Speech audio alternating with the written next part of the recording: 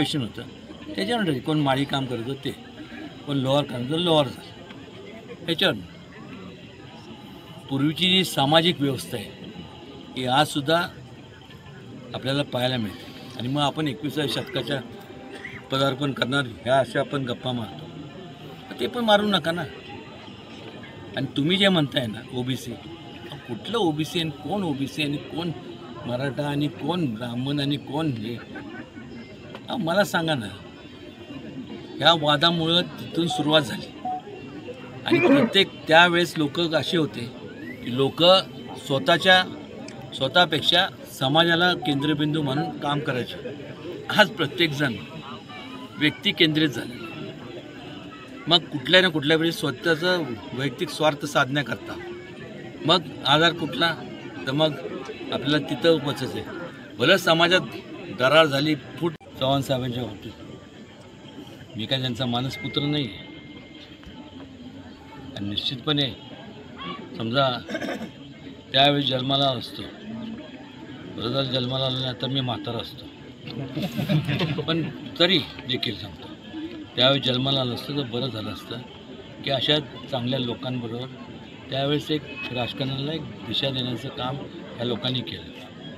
ह्या लोकांना नाही मिळालं, हे असे पुरस्कार नाही दिले तर मग कोणाला मिळाले पाहिजे. महाराष्ट्रामध्ये महायुतीला म्हणावं असं यश मिळालं नाही आणि महाआघाडी चांगल्या यशाकडे गेली, त्याचं विश्लेषण तुम्ही कसं कराल? मी आता सांगितलं, लोकांनी दिले, जो कौल दिला तो मान्य. महायुती कशात कमी पडली? कशात कमी पडली मला सांग. अपेक्षित यश मिळालं नाही तुम्हाला? ठीक आहे, नाही मिळालं, तो एक भाग झाला. का नाही मिळालं आणि का लोकांनी मतदान केलं नाही?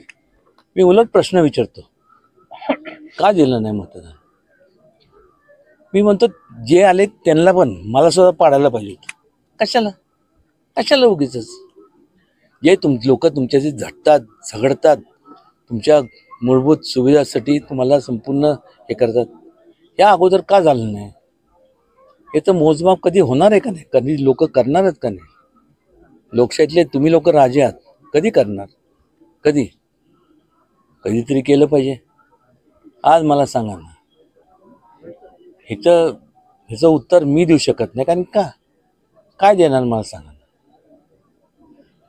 लोकांनी ठरवलं पाहिजे. आज जर समजा निवडणुका, एक माझं तर एक प्रामाणिकपणे एक मत आहे की मला माझी मी आपल्याला एक रिक्वेस्ट करतो हात जोडून की तुम्ही जे असं मला प्रश्न विचारतात, लोकांना सर्वे करा की म्हणलं का तुम्ही असं केलं, कशा करता? महाराज साहेब तुम आगे बढ़ो, हम तुम्हारे साथ हैं. हनुमंतराव 2 मिनिटं थांबा. का केलं? करा, पाडा सगळ्यांना, खलास करून टाका, मारून टाका. ज्या लोकांनी तुमच्याशी झटले त्यांनाच तुम्ही मारणार. आणि ज्यांनी तुमच्यासाठी एवढे वर्ष त्यांना तुम्ही भरपूर मतं दिले, काय केलं मला सांग.